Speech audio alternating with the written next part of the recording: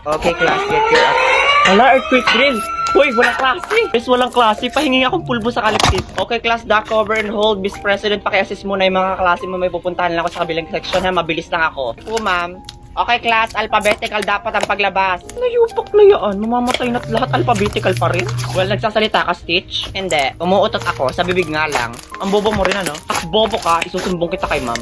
Hindi magsumbong kang mangkukulam ka. Pakialam ko sa'yo. Lumabas ka na nga. Papansin to. Uy, best paypayan mo ko, bili.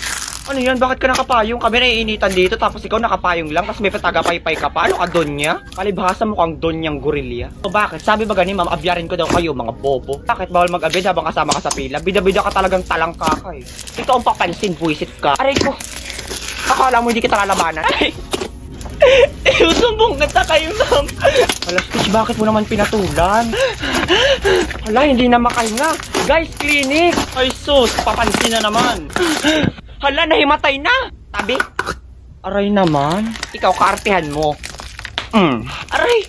Bakit ka na nampal? Mo, pasikat na. Alam mo namang umaarte ka lang ka para madala sa clinic kasi may aircon doon. Hala, paano mo nalaman? Mo, totoo, dapat wala mong kwentang president sa kayang bobo mong alalay. Anong nangyayari dito? Bakit wala ka sa line Miss President? Tapos nakapayong ka at may taga-paypay ka pa? Akala ko pa man din marunong kang sumunod. Bumalik ka nga sa line mo. Isusumbong po. Bumalik ka na sa line mo, ano ba? Opo. Oy, President. Deserve!